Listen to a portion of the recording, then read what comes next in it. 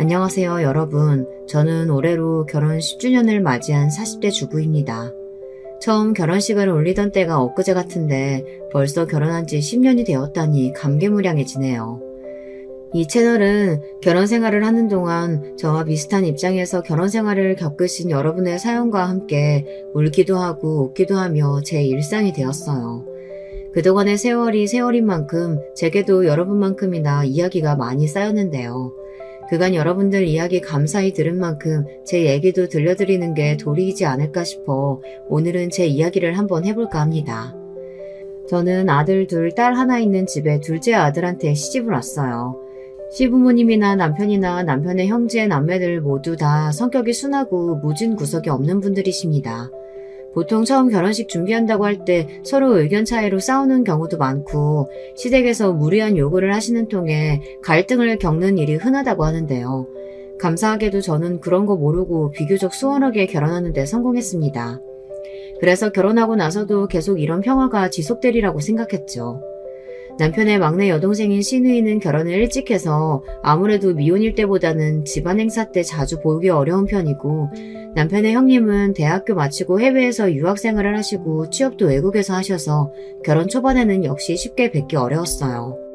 그래서 저희 부부가 마치 외아들 내외인 양 시부모님과 더욱 돈독하게 지내게 되었죠. 아가, 이렇게 자주 들르지 않아도 된대도 너도 네 생활이 있는데 노인들이 너무 너 고생시키는 것 같아. 어머니도 별 말씀을 다 하세요. 저 밥하기 귀찮아서 신랑 데리고 밥 얻어먹으러 온 거라니까요. 내가 뭐 손재주 있다고 시엠이 밥을 얻어먹으러 온 거겠어. 그저 늙은이도 외로울까 네가 마음 써주는 거 다 안다. 아휴, 어쩜 이렇게 고운 아이가 우리 집에 들어왔을꼬. 어머님은 제게 고운 아이라며 쑥스러운 말씀을 해주셨지만 사실 정말 마음씨가 고우신 분은 저희 어머님이시죠. 저도 저희 친정 부모님과 사이가 나쁜 편은 아닙니다만 아무래도 부모님 두 분이 내내 맞벌이를 해오셨던 탓에 시어머니께서 남편 형제들에게 해주셨던 것처럼 살뜰한 돌봄은 받지 못하고 자랐거든요. 그래서인지 연애할 때에도 남편 입에서 자연스럽게 나오는 정다운 가족 간의 일화라든지 형제들과의 당연한 일인 듯 매일같이 통화하는 버릇 같은 것이 참 부럽게 느껴졌습니다. 거기다 제가 외동이거든요. 집에 들어가면 아무도 맞이해주는 사람이 없어서 부로 친구들과 더 어울리느라 밤이 늦어서야 집에 들어가곤 했던 저와 남편의 가전 환경이 속으로 내심 비교가 많이 됐습니다. 당신 가족들끼리 사이가 너무 좋아서 혹시 결혼하고 내가 그 사이에 끼기 어려울까봐 솔직히 걱정돼. 자기 말 들으면 다들 너무 좋으신 분들 같은데 나도 잘 지내고 싶은데 그러지 못하면 어떡하지? 내 가족이라서가 아니라 누가 조금만 잘해도 금방 정주지 못해 안달인 사람들이야. 그런 걱정 하나도 필요 없으니까 얼른 시집이나 오세요. 그래도 제 가족이라고 팔이 안으로 굽어서 더 그러는 건 아닐까 걱정스러웠어요. 왜 다들 그러잖아요. 결혼 준비하다 보면 저 아저씨 아줌마가 정말 내가 알던 부모님이 맞나 싶을 때가 있다고. 제 자식한테 하는 거랑 남의 자식한테 하는 건 엄연히 다른 거라고. 남편한테야 평생 사랑해온 자기 가족이니 저렇게 말할 수 있는 거 아닐까 싶기도 했고요. 그런 우려와는 달리 실제로 만나게 된 남편의 가족들은 정말 남편의 말처럼 정이 많은 분들이었습니다. 시댁 식구들은 정말이지 하나를 받으면 둘을 도로주 해주지 못해 안달인 사람들이었어요. 세상에 저런 사람들만 있으면 법이고 경찰이고 무슨 필요가 있겠나 싶을 정도였죠. 그렇게 결혼하고 3년간은 정말 평화롭고 안정적인 생활을 지속할 수 있었습니다. 결혼 3년차가 되던 해 외국에서 일하시던 아주버님께서 외국계 기업의 한국 지사로 발령받으시며 드디어 귀국을 하시게 되었습니다. 다른 자식들은 다 시댁 주변에 사는데 큰아들 혼자 머나먼 타향사를 보내신 시부모님께서는 항상 장남 걱정에 노심초사하셨어요. 이제 아주머님께서 한국에 정착해서 지내게 되시면 시부모님께서도 큰 걱정을 덜게 되실 테니 저 또한 반가운 마음이었어요. 아주버님은 저희 결혼할 때 급히 귀국하셔서 짧게나마 뵌 것이 전부였지만 잠깐 봤는데도 말투나 행동이 저희 시아버지와 남편이랑 똑 닮은 배려심 넘치는 분이셨어요. 물론 사람이야 길게 두고 오래 보아야 제대로 알 수 있겠지만 처음 시댁 식구들을 대할 때 걱정했던 것과는 달리 아주버님과도 돈독히 잘 지낼 자신이 있었습니다. 재수씨, 그간 큰아들인 제가 해야 할 효도 우리 정수랑 재수씨가 다 해주신 거 잘 알고 있어요. 통화할 때마다 아버지 어머니께서 재수씨 자랑을 얼마나 하시는지 몰라요. 저도 앞으로 잘하려고 노력할 테니까 재수씨도 너무 어려워 마시고 편히 대해주세요. 저는 정말 한 거 없어요. 어머님 아버님이 워낙 정이 많으시고 살갑게 대해주셔서 제가 오히려 시댁신설을 많이 졌죠. 정말 잘 오셨어요, 아주버님. 서글서글 웃으며 먼저 다가와 주시는 아주버님께 감사드렸습니다. 아주버님이 귀국하고 나서는 시댁 분위기가 더 좋아졌어요. 예상대로 그간 아들을 먼 곳에 보내놓고 걱정이 많으셨던 시부모님께서 그렇게 기뻐하실 수가 없었어요. 본래도 두 분 다 웃는 상이시긴 하셨지만 한결 환해지신 시부모님 표정을 보니 저도 좋았습니다. 노력하신다는 말씀이 허투루 한 말은 아니셨는지 아주버님은 귀국한 지 얼마 안 돼요. 바쁜 와중에도 주말마다 시부모님을 좋은 곳에 모시고 가고 저희 부부에게도 비싼 레스토랑에서 식사 대접까지 하시며 가족들과 단란히 지내기 위해 노력하셨어요. 아주버님이 다니고 계시던 회사는 취업을 준비하는 이들에게는 꿈이라고 불리는 직장이었는데요. 그런 만큼 일이 많기도 했죠. 그 와중에 얼마 안 되는 휴일을 쪼개 가족들에게 할애하는 게 쉽지 않으셨을 거예요. 아주버님이 처음 말씀하신 대로 정말 노력하고 계신다는 걸 알 수 있었죠. 그렇게 큰아들을 옆에 끼고 사시다 보니 어느새 시부모님께 또 다른 걱정이 생기고 말았습니다. 바로 아주버님의 결혼 문제였죠. 저희 부부도 결혼이 이른 편이 아니라 30대 중반이 다 되어 결혼했는데 남편과 연년생인 아주버님은 당시 40을 코앞에 둔 나이였거든요. 저한테 부담이 될까 직접적으로 말하신 적은 단 한 번도 없으셨지만 아직 저희 부부에게 아이가 없다는 것도 시부모님 마음을 조급하게 했을 겁니다. 비록 시누이에게 아이들이 있긴 했지만 아직 아들들을 통해서 친손자를 보신 적이 없으니 섭섭한 마음도 있으셨겠죠. 그런 와중에 40이 다 되어가는 아들에게서 통 결혼에 대한 기미를 볼 수 없으니 조마조마하셨을 법도 했고요. 예, 정우야. 이제 한국에서 자리도 잡았겠다. 너도 좋은 사람 만나서 가정 이루고 살아야 되지 않겠어? 지금까지는 네가 별말 없어서 우리도 따로 묻지 않았다만 결혼 생각이 아예 없으면 몰라도 결혼할 마음이 있는 거라면 너무 늦어져서 좋지 않아. 혹시 만나는 아가씨는 없어? 그렇게 물으시면서도 시아버지께서 자신이 없으신 것 같았습니다. 아무렴 아주버님께서 만나시는 분이 계셨다면 주말에 그렇게 저희한테까지 시간을 쓰기가 쉽지 않았을 테니까요.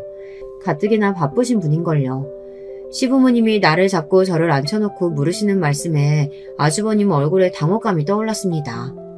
하지만 아주버님께서도 시부모님이 얼마나 참고 참다 하신 말씀인지 아시기에 섣불리 대답도 못하고 계셨어요. 정우야, 혹시 따로 만나는 사람 없는 거면 이 사람이랑 나 통해서 만나보는 건 어떨까? 사실 그동안 네 앞으로 손자리가 제법 들어왔거든. 우리 아들이라서가 아니라 너만 하면 외국에서 공부도 오래 했겠다. 직장도 나쁘지 않겠다. 사익감으로 너 탐내는 사람들도 주변에 꽤 많았어. 당장 만나서 결혼하라는 게 아니라 그래도 이 사람 저 사람 만나보다 보면 너도 좀 관심이 가지 않을까 해서. 아니요, 그런 건 괜찮아요, 어머니. 여자를 소개시켜주겠다는 어머님 말씀에 아주버님이 다급하게 막아섰습니다. 원래도 말투가 그리 강한 편이 아니신 시부모님께서는 아주버님의 거절 의사를 밝히는데 아무리 본인들이 답답하다고 하셔도 의견을 강요하실 분들이 아니셨어요. 그렇게 시부모님께서는 아쉬운 기색으로 그날의 이야기를 그 정도 선에서 마무리하셨지만 제 생각은 조금 달랐습니다.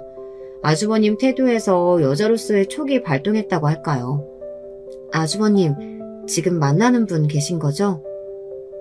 시댁을 나서자마자 제가 슬쩍 묻는 말에 아주버님이 흠칫하시더라고요. 제 형의 놀라는 기색에 옆에 있던 남편까지 덩달아 깜짝 놀랐습니다.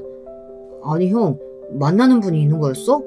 그럼 아까 아버지 어머니께 그렇게 말씀드리지. 두 분 다 정말 좋아하셨을 텐데. 그게 아직 두 분께 말씀드리기 좀 곤란한 상황이라. 왜요, 아주버님? 어머님, 아버님은 아주버님이 어떤 분을 데리고 오시더라도 좋아하실 텐데 혹시 무슨 사정 있어요? 제 물음에 난처한 기색이던 아주버님이 결국 입을 여셨어요. 알고 보니 아주버님께서는 유학을 하시던 나라에서 같은 한국인 유학생을 만나 긴 연애를 해오셨다고 했습니다. 그분은 지금 그 나라에서 회사를 다니고 계셨고요. 그 말을 듣고 저랑 남편이 속으로 놀란 건 당연했습니다. 유학생 시절부터 연애를 하신 거면 거의 10년 가까이 연애를 했다는 말이니까요.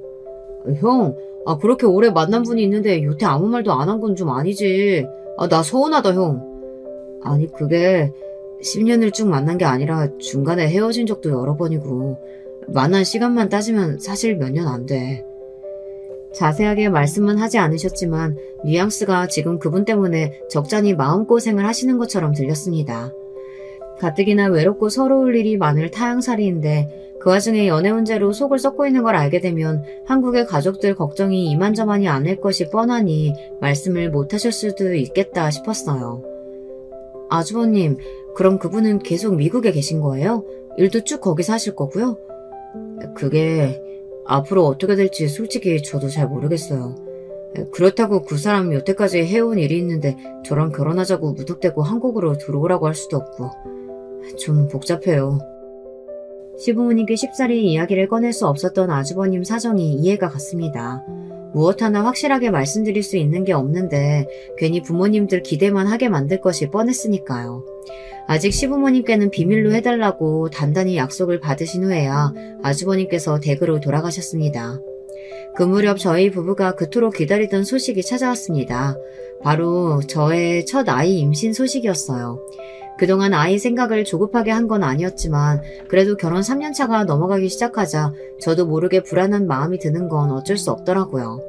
게다가 저 역시 이제 슬슬 30대 후반에 접어들었던 차라 본격적으로 병원을 다녀봐야 하는 게 아닐까 싶던 차에 드디어 아이가 찾아오게 된 거죠. 기다리고 기다리던 소식이던 만큼 시부모님께서도 정말 뛸 듯이 기뻐하셨습니다. 처음으로 친손자를 보게 되셨으니 그동안 기다림의 시간이 길었던 만큼 기쁨도 크신 거겠죠. 아가, 정말 고맙다. 우리 집에서 이제 아기 옹알이 소리를 들을 날이 머지 않았구나. 경사도 이런 경사가 또 없죠. 얘, 너 먹고 싶은 거 있니? 아직 손 메스껍고 그러진 않고 내가 뭐든 다 해줄 테니까 먹고 싶은 거 있으면 말만 해. 너무 아직 초반이라 아직 잘 모르겠어요. 괜찮아요, 어머니. 원래도 많이 아껴주시긴 했지만 임신 소식을 전한 뒤로는 대접이 더욱 극진해져서 민망할 지경이었습니다.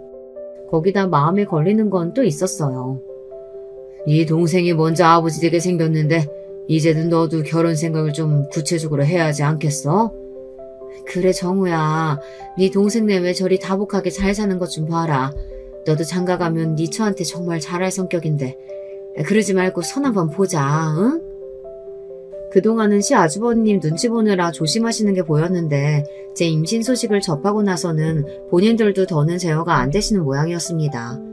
하기는 저희 나이대야 그러려니 하고 넘어갈지 몰라도 어르신들께서는 형님보다 동생이 먼저 자식을 보는 문제에 대해서는 예민하게 반응하시는 분들이 많으니 아주 이해가 가지 않는 건 아니었습니다. 하지만 어찌되었든 이 뜻밖의 결혼 닥달의 원인 제공자인 저로서는 이 상황이 편치가 못했습니다. 아주버님, 죄송해요. 요새 저 때문에 아버님 어머님이 더 성하시죠? 이번에는 두 분 다 마음을 단단히 잡수신 것 같은데 어쩐데요? 하루 이틀하고 그만두실 분위기가 아닌데. 아주버님 스트레스 받으실까봐 걱정이에요. 무슨 말씀이세요, 재수씨? 집안의 경사인데 괜히 저 때문에 신경 쓰시는 일 맞는 것 같아서 제가 더 죄송하죠. 임신 초기에는 스트레스 받으면 안 된다고 하던데. 도리어 제 걱정을 해주시는 아주버님께 더 미안해졌습니다. 저렇게 좋은 분이신데 조건에 딱 들어맞는 분이 나타나주면 얼마나 좋을까요? 저번에 말씀하셨던 그분과는 요즘에도 계속 연락하시는 거죠? 실은 그게 조만간 그 사람이 한국으로 들어오게 될지도 모르겠어요.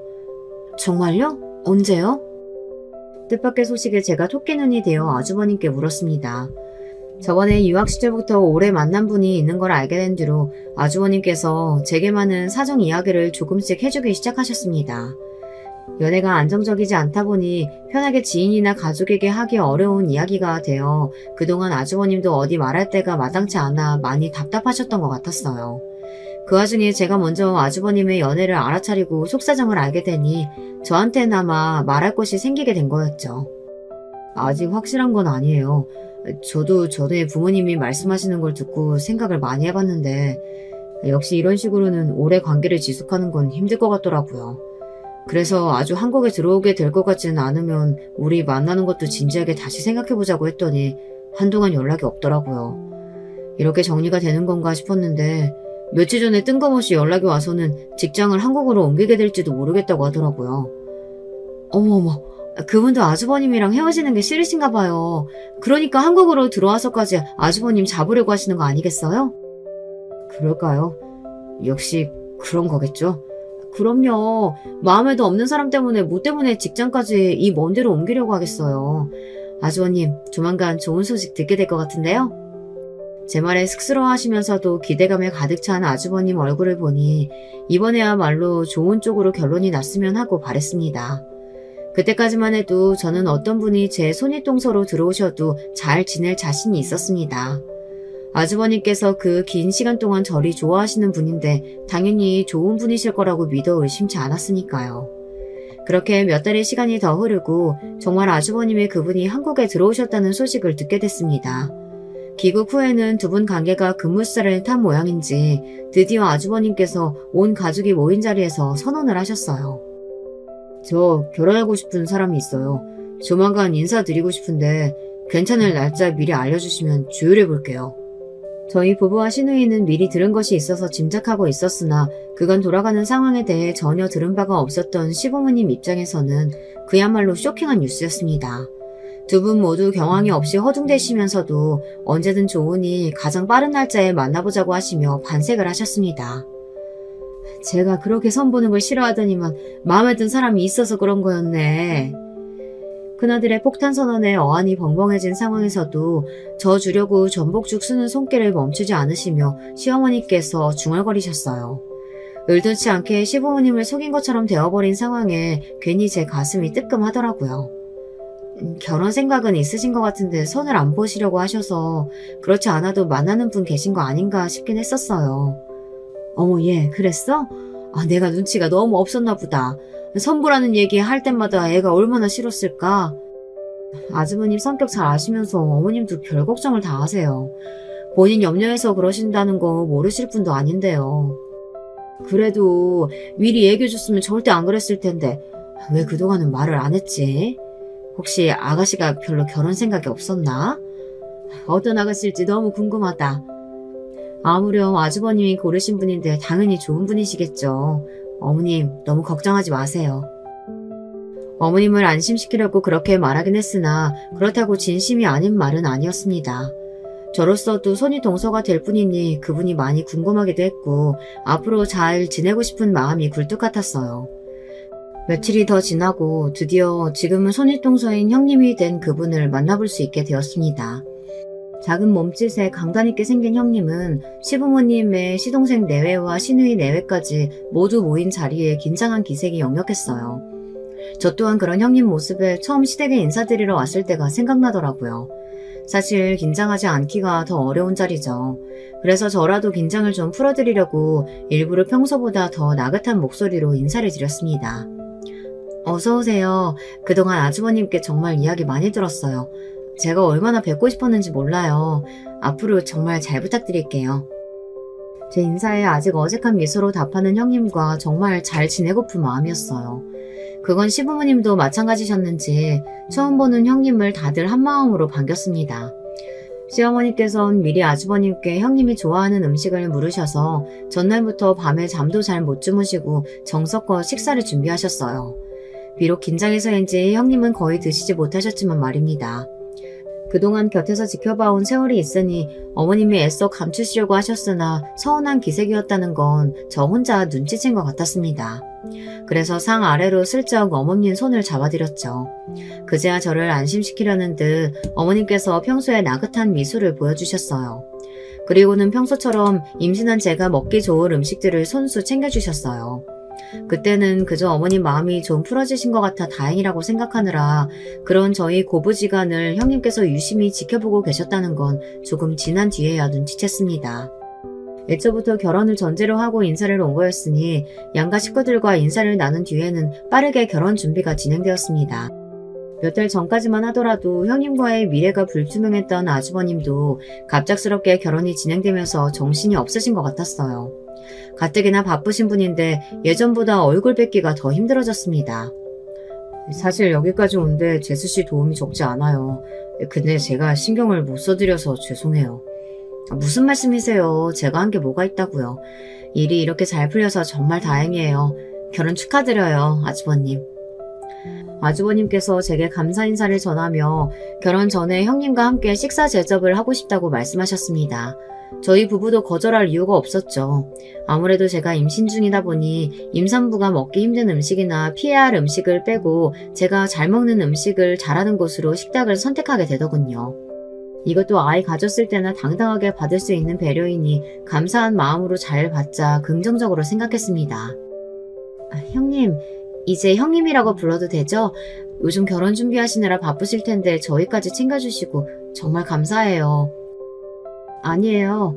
몸 무거우실 텐데 여기까지 나오시느라 고생 많으셨겠어요. 신경 써주셔서 편하게 왔어요. 이제 말씀 편하게 하세요, 형님.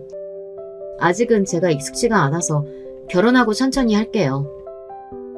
아직 경직되어 있는 형님 태도가 조금 신경 쓰이긴 했지만 이제 평생 볼 사이니 만나다 보면 점차 나아지겠지 넘겼습니다. 식사하는 동안 형님은 말수가 그리 많은 편은 아니었습니다. 형제가 화장실 간다고 잠시 자리를 비운 사이 동서가 말씀하시더라고요. 지은 씨는 시댁 식구들하고 참 돈독하게 잘 지내시는 것 같아요. 아, 그건 워낙 시댁 식구들이 정도 많고 사람이 좋으셔서요. 아주버님만 해도 참 자상하시잖아요. 네, 그렇죠. 툭 끊긴 대화에 조금 당황스러웠습니다. 제가 당황한 낯을 애써 감추고 말을 이으려고 노력했습니다. 아버님, 어머님도 워낙 잘해주셔서 형님한테도 정말 딸처럼 아껴주시고 잘해주실 거예요. 그래 보이더라고요. 전에 인사 갔을 때 어머님이 지은 씨 대하는 거 보니 고부지간이 아니라 꼭 모녀지간 같더라고요. 아, 정말요? 어머님이 그 말 들으시면 정말 좋아하시겠다. 정말 기분 좋아서 한 말이었는데 왠지 동서 기분이 언짢아 보였습니다. 제가 뭘 잘못 말했나 눈치를 보는 와중에 형제가 식당 룸으로 돌아오는 바람에 대화는 거기서 끊기고 말았어요. 그때라도 제가 눈치 좋게 동서 마음을 읽었더라면 그 후의 일들이 좀 순탄하게 흘러갔을까 싶더군요. 그렇게 또 시간은 흘러 아주버님과 동서가 마침내 결혼을 했습니다. 이제 만삭이 된 배를 부여잡고 결혼식에 참석하면서 정말로 그 두 분이 행복하게 잘 사시기를 진심으로 바랬습니다. 그리고 얼마 되지 않아 저희 부부도 그토록 기다리던 첫 아이를 품에 안을 수 있게 되었어요. 고대하던 큰아들의 결혼에서 첫 친손주의 탄생까지 시댁에서는 웃음소리가 떠날 새가 없었죠. 동서가 아직 시집온 지 얼마 되지 않았지만 그때는 저도 출산한다, 몸조리한다 해서 크게 신경을 써드리기가 어려웠어요. 그렇지 않아도 성격이 그다지 살가운 편은 아닌 것 같아서 시댁에 적응하지 못하는 건 아닐까 걱정했으나 일단 겉으로 보기에는 그다지 큰 문제는 있어 보이지 않아 안심했습니다. 다른 사람 신경을 쓰기에 그 시기에 저는 제 코가 석자였어요. 제가 아니더라도 다른 시댁 식구들 모두 성격이 자상하고 다정하니 별 문제는 없으리라 너무 편히 생각한 것도 있었을 겁니다. 시부모님은 여전히 손주 낳고 제 몸이 상하지는 않았을까 부지런히 챙겨 먹이시느라 바쁘셨고 저희 부부도 처음 겪는 육아 전쟁에 눈꽃을 새가 없었습니다. 동서네도 결혼하고 바로 아이 갖진 않았다고 했지? 네, 저도 결혼하고 3년 지나서야 아이가 들어서서요. 결혼하고 꽤 돼서 낳은 편이죠. 그래, 그렇지. 제게 묻는 동서 얼굴에서 초조함이 엿보였습니다. 아주버님이나 동서나 이제 막 40대 초입에 들어선 참이었는데 그제야 아차 싶더라고요. 두 분이 다 만원이시다 보니 이제 갓 출산한 저를 보면서 여러 가지 생각을 안 하실 수 없었을 거예요. 특히 지금 당장 임신하더라도 노산인 동서 입장에서 초조할 수도 있다는 생각을 미처 못했어요. 그동안 내가 무심해도 너무 무심했구나 싶어 동서에게 미안해졌습니다. 사실 저 결혼하고 몇 년 동안 아이가 생기질 않아서 조금 걱정하던 차에 우리 시은이가 생겼어요. 그동안 시댁에서 아이 문제로 한 번도 압박 주시질 않아서 지금도 감사히 생각하고 있고요. 사실 제가 정말 동서에게 하고 싶었던 말은 그러니 형님도 너무 걱정하지 마시고 부디 마음을 편히 가지시라는 거였습니다. 그러나 제 말에 대한 형님의 반응이 예상보다 뾰족했습니다. 그러셨겠지. 동서는 워낙 딸처럼 대해주신 분들이니까. 꼭 동서한테는 그러지 않는데 저만 편애하는 것 같이 들렸어요. 저와 더 오래 보고 지내셨으니 정이 더 드셨을 수야 있겠으나 아버님이나 어머님이나 사람을 차별하실 분들은 아니셨어요. 그러나 그건 역시 제 입장이고 동서 입장에서야 뭔가 서운할 만한 일이 있었을지도 모르는 일이니 제가 함부로 입을 댈 수는 없었습니다. 그 이후부터 동서는 저를 대할 때 정확하게는 말할 수 없으나 제게 날이 서 있다는 느낌을 지우기가 어려웠어요. 그날도 집에 돌아가려는데 기어코 어머님께서 저를 불러 세우셔서 저희 세 식구 먹일 반찬을 바리바리 싸기 시작하셨어요. 최근에 무릎 통증이 심해지신 터라 괜히 저희들 먹을 것까지 하신다고 고생하지 마시라고 그리 성화를 부렸는데도 자식들 먹이는 재미로 사시는 어머님이 말리기에는 역부족이었나 봅니다. 너무 많다. 그래도 이 정도는 싸가야지. 어머님과 실랑이를 하고 있는데 그걸 아까부터 동서가 지켜보고 있던 모양이에요. 오늘도 어머님 반찬 싸가는 거야, 동서? 고생스러우시니까 이제 그만하시라도 또 이러시네요. 집에 있는 늙은이가 혼자 할 일이 뭐가 있어. 이런 거라도 해야지. 큰애야, 이것도 금방 싸줄게. 아니에요. 저희 백화점에서 사다 먹으면 돼요. 동서 많이 싸주세요. 단칼에 거절하는 동서 말에 시어머니의 얼굴이 무안해서 빨갛게 달아올랐습니다. 동서 친정 형편이 시댁보다 나은 편이어서 그렇지 않아도 시어머니가 알게 모르게 동서 앞에서 주눅이 들 때가 있다는 걸 눈치채곤 있었는데 그래도 동서가 저렇게 대놓고 무안을 줄 줄은 몰랐습니다. 듣자 하니 동서네 친정 아버지가 무슨 중소기업 사장님인데 현금을 제법 만진다고 했던 것 같습니다. 동서네만큼은 아니어도 그렇다고 시댁 형편이 안 좋은 것도 아니었는데 부자 소리 들을 정도는 아니더라도 아주버님 유학도 시부모님께서 도와주셨는걸요. 그래도 자식 가진 부모 마음이 그렇지가 못하셨는지 동서가 집안에서 받은 것보다 시부모님이 아주버님에게 해준 게 적은 것 같아 마음이 쓰이신 것 같았습니다. 그런 와중에 동서가 대놓고 저런 식으로 말하니 시어머니가 위축되는 건 당연한 거잖아요. 어머님이 더 땅굴을 파고 들어가실까 싶어 제가 얼른 말했습니다. 저희 신랑이랑 저랑 어머니 반찬이면 껌뻑 죽잖아요. 어머님 고생스러우실까봐 그렇지 주시면 저희야 고맙죠. 가져가서 남김없이 싹싹 잘 먹을게요. 제 말에 그제야 어머님 얼굴에 미소가 돌아왔습니다. 그런 저희를 보는 동서 눈길이 곱지 않다는 건 눈치챘습니다만 솔직히 이번엔 동서가 잘못했잖아요. 안 그런가요? 집으로 돌아가려고 저희 내외와 아주버님 내외가 주차장으로 향하는데 동서가 제게 그러더군요. 가만 보면 동서는 어머님 앞에서 참 잘 살랑거려. 나 보란듯이 어머님 반찬 싹싹 다 먹겠다고 하는 말 좀 얄밉지 않아? 날카로운 동서 말투에 저희 남편과 아주버님 두 분 다 당황하셨어요. 하지만 저라고 할 말이 없는 건 아니었습니다. 형님, 아까는 형님이 말씀을 너무 무심하게 하셨어요. 자식들한테 당신 음식 해먹이는 걸 인생의 재미로 알고 사시는 분인데 반찬 안 가져가실 거였으면 그냥 맞벌이라서 집에서 자주 밥 먹을 시간이 없어서 안 주셔도 괜찮을 것 같아요. 하셔도 됐을 일이잖아요. 그걸 저희는 백화점에서 반찬 사다 먹을 테니 동서 많이 싸달라는 건 누가 들어도 무안할 소리죠. 안 그래요, 형님? 제 말에 동서가 아주버님 눈치를 보기 시작했습니다.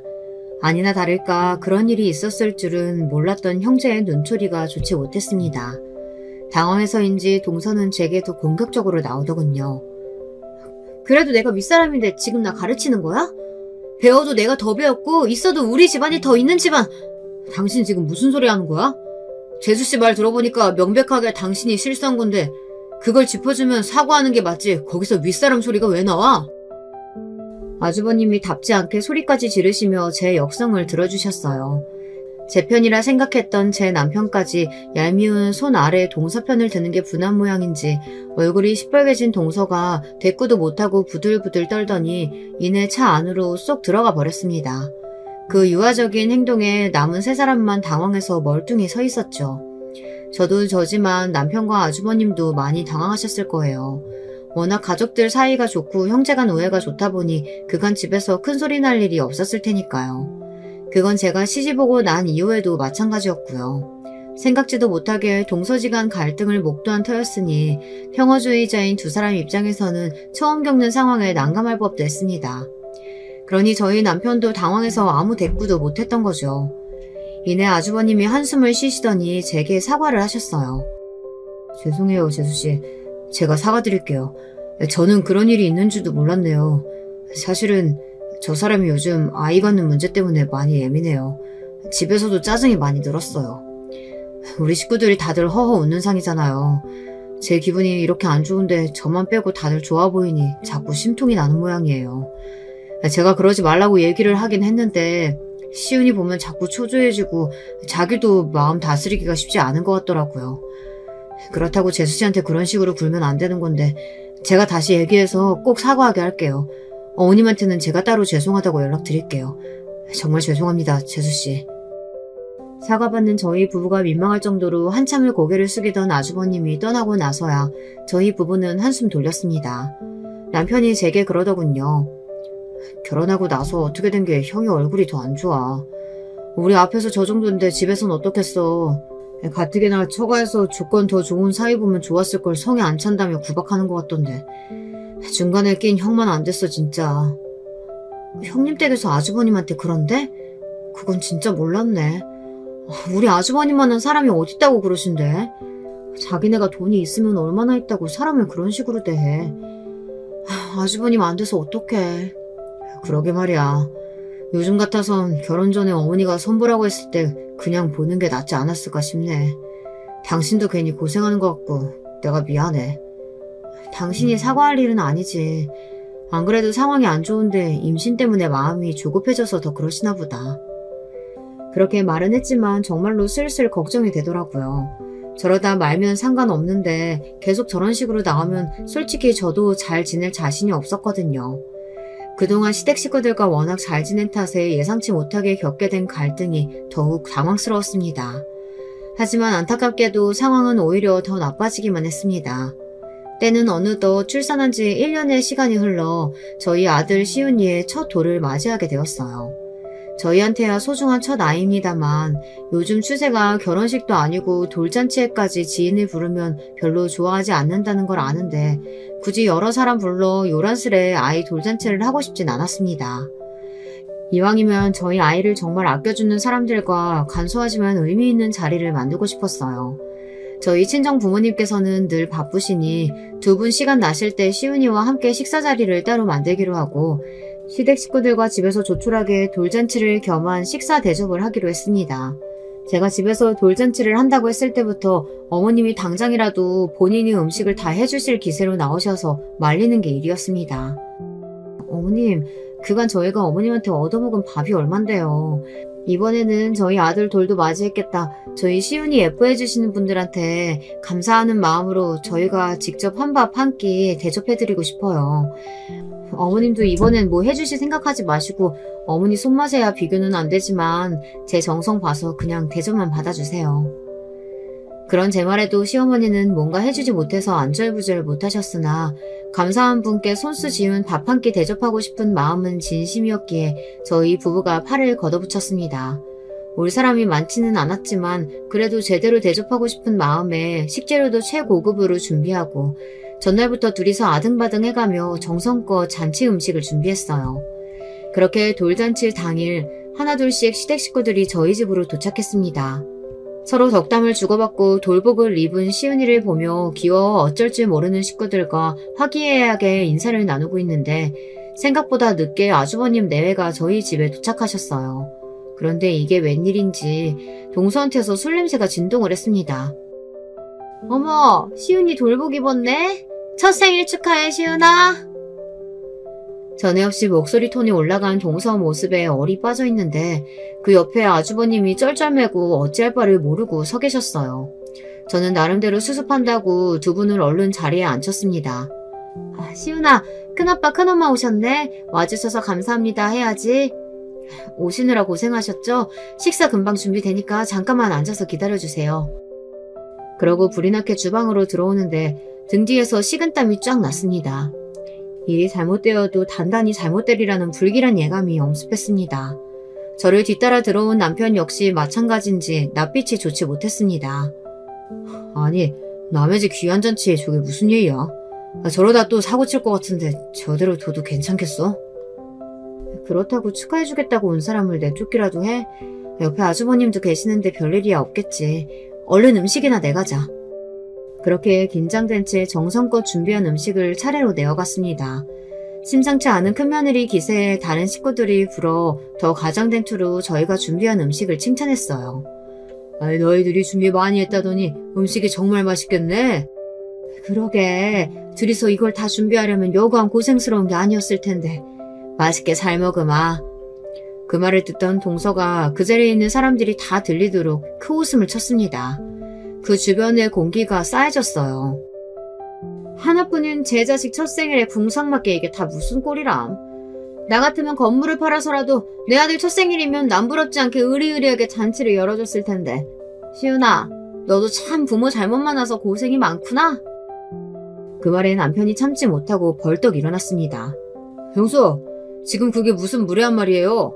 우리의 첫 생일이라 나도 웬만하면 참고 넘어가려고 했는데 남의 집 경사에 술냄새 풀풀 풍기고 들어와서는 할 말 못할 말 못 가리고 이게 무슨 짓이에요? 누가 반긴다고 온 가족 앞에서 이런 꼴을 보입니까? 당신 당장 일어나. 귀한 날 초를 쳐도 유분수지. 정수야, 재수씨 정말 죄송합니다. 제가 나중에 다시 연락드릴게요. 안 나가겠다며 주정을 부리는 동서를 억지로 끌고 아주버님이 불이 나게 사라지셨습니다. 좋은 날 이게 무슨 꼴이에요. 속이 상해서 눈물이 찔끔 나왔어요. 그런 저를 보고 시댁 식구들이 어쩔 줄을 몰라서 어떻게든 달래려고 음식이 너무 맛있다는 둥, 우리 시은이 돌복 입은 게 너무 늠름한 게 큰 인물이 될 거라는 둥 난리를 피워주었어요. 하지만 제 귀에는 잘 들어오지 않았습니다. 그렇게 시댁 식구들이 다 돌아간 뒤 아주버님에게 전화가 왔습니다. 재수씨, 정말 입이 10개라도 할 말이 없습니다. 어떻게든 못 가게 말렸어야 했는데 기어이 가겠다고 고집을 피우는 바람에 큰아버지가 돼서 시훈이한테도 정말 할 말이 없네요. 정말 죄송해요. 괜찮다고 해야 하는데 선뜻 괜찮다는 말이 나오지를 않았습니다. 우리 아들 첫 생일이에요. 우리 부부에게도 시훈이에게도 시댁 식구들에게도 뜻깊은 날이었는데 동서 때문에 엉망이 되어버렸다는 생각에 동서가 너무 원망스러웠어요. 아주버님 탓을 할 일은 아니라는 건 알지만 솔직히 오늘 일은 저한테도 너무 상처네요. 당분간 동서랑 마주칠 일 없었으면 해요. 죄송합니다, 아주버님. 그렇게밖에 말하지 못하는 제 스스로가 너무 못나게 느껴졌으나 어쩌겠어요. 저도 제 마음을 어떻게 못하겠더라고요. 그러고 며칠이 지나지 않아 이번엔 동서에게서 전화가 왔습니다. 동서, 그날은 내가 실수했어. 사과의 의미로 오늘 저녁에 도련님이랑 함께 식사 대접하고 싶은데. 당장 오늘이요? 나도 오늘 아니면 사과할 용기가 안 날 것 같아서 그래. 사과하겠다는 사람 태도가 참 뻣뻣하기도 하더군요. 솔직히 거절하고 싶었습니다. 왜 치중진담이라고 하잖아요. 바로 며칠 전에 궁상이 어쩌고 우리 시훈이가 부모를 잘못 만나네 어쩌네 막말을 해놓고 며칠 만에 마음이 바뀌었을 리도 없지 않습니까? 게다가 아이 접종을 한다고 급히 나와 꼴이 말이 아니었어요. 하지만 제가 돌려서 거절 의사를 전해도 동서는 막무가내였습니다. 제가 수락하지 않으면 아주 저희 집까지 쫓아올 기세였죠. 거기다 제게 미안해하시던 아주버님도 마음에 걸렸어요. 그렇게 결국 내키지 않는 식사 제안을 수락했습니다. 약속 장소는 병원에서 좀 떨어진 고급 호텔 일식집이었습니다. 도저히 집에 들러 옷 갈아입을 시간이 나지 않아 가는 길에 있는 친정집에 들러 잠시 아이를 맡겼습니다. 바쁜 와중에도 혹시나 저번 같은 일이 또 일어난다면 아들에게 그 꼴을 또 보이기 싫었거든요. 그렇게 부랴부랴 약속 장소에 가니 저 말고 다른 일행은 이미 다 도착해 있더라고요. 주문도 미리 한 모양인지 기본 세팅이 이미 다 되어 있는 상태였어요. 너무 늦을까 싶어 급히 온 탓에 겨우 한숨을 돌리려는데 절 보더니 동서가 소리를 빽 질렀습니다. 동서, 지금 꼴이 그게 뭐야? 고급 호텔에서 밥 얻어먹는 사는 사람이 지금 등산복 입고 여기로 온 거야? 사람이 생각이 없어도 이렇게 없어. 동서한테 체면이 없다고 나도 그런 줄 알아? 진짜 급이 안 맞아서. 동서 그 격 떨어지는 품이 없는 행동에 진짜 지긋지긋해. 꼴도 보기 싫으니까 그냥 꺼져. 밑도 끝도 없는 원색적인 비난에 오히려 제가 대꾸를 못하고 있으니 제 대신 남편이 버럭 소리를 질렀습니다. 사과하겠다는 인간이 이게 지금 무슨 막말이야? 야, 너 그렇게 잘났어? 내가 그동안 너 예뻐서 참아준 줄 알아? 너 같은 거랑 사는 내 형이 너무 안 돼서 참아줬다. 그랬더니 감히 내 마누라한테 이따위 짓을 해? 내 자식 새끼 돌잔치에 그 추태를 부려? 네가 있으면 뭐 얼마나 있다고. 먼저 사람이 돼, 이 비라 참아글 인간아. 정수야, 재수씨. 제가 정말 죄송합니다. 당신 당장 재수씨한테 사과드리지 못해? 도대체 이게 몇 번째야? 내가 도대체 언제까지 당신을 참아줘야 돼? 두 형제가 고래고래 소리를 지르는데 머리가 깨질 것 같았어요. 그때 노크를 하고 들어온 식당 총 지배인이 제게 90도로 허리를 굽혀 인사를 하고는 말했습니다. 오랜만에 찾아주셨네요. 그간 격주했습니다. 기빈불뜨게 대접해야 한다고 하셔서 오늘 특별히 더 신경 썼어요. 바로 내어드릴까요? 자기가 그렇게 무시한 궁상맞은 촌 아래 동서에게 깍듯하게 인사하는 총 지배인을 보더니 동서 눈이 튀어나올 것만 같더라고요. 그 꼴을 보며 제가 총 지배인에게 말했어요. 아니요. 지금 보니 귀빈 대접받을 만한 사람은 아닌 것 같네요. 예약룸 하나 빼주실 수 있나요? 그쪽에 새로 세팅 부탁드려요.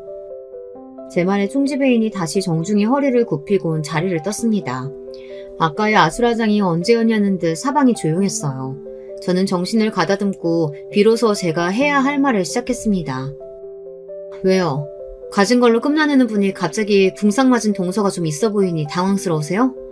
그래요. 내가 여기 총 지배인이랑 안면이 좀 있어요. 아버지께서 이 호텔 이사시라 어릴 적부터 봐왔거든요. 네, 동서가 제일 기 죽이겠다고 예약한 그 일식집이 바로 저희 아버지가 이사로 재직 중이신 고급 호텔에 입점한 곳이었어요.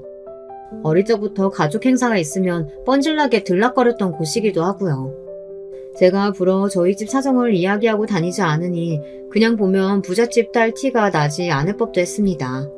어렸을 때부터 있는 집 자식인 줄 알면 대접이 달라지는 경우가 부지기수였기에 제가 일부러 티내는 걸 좋아하지 않기도 했죠. 그러니 동서 같은 인간이야 제겐 너무 흔한 인간 유형이었습니다. 아니 너 같은 게 왜... 너 같은 거라니 말 가려서 안 해? 이 미친 여자야? 성난 남편 기세에 바짝 쪼그라든 동서를 한심하게 쳐다보며 제가 말을 이었습니다. 진짜 있는 집 축에는 못 들어서 모르셨나 본데 진짜 부자들은 속으로는 어떻게 생각할지 몰라도 적어도 겉으로는 형님처럼 그렇게 대놓고 가진 걸로 천박하게 급 나누고 그러지 않아요. 그거야말로 정말 급 떨어지는 인간들이나 하는 짓이거든요. 그러고는 아주버님을 돌아보며 말했어요. 아주버님, 아무래도 오늘 식사는 힘들겠죠? 앞으로 동서와는 연락 안 하는 걸로 할게요. 그동안 저도 할 만큼 했으니 이해해 주실 거라 믿어요. 네, 정말 죄송합니다, 재수씨. 정수야, 너한테도 정말 못 보일 꼴을 보였다. 내가 나중에 찾아뵙고 다시 사과드릴게요. 아예 자기는 없는 인간 취급하는 저를 보고 분해에 얼굴이 시뻘개지든 말든 남편과 그 룸을 나와 새 룸으로 이동했습니다. 테이블에는 제가 오는 길에 총지배인에게 연락해 준비한 특별 메뉴가 잔뜩 깔려 있었어요.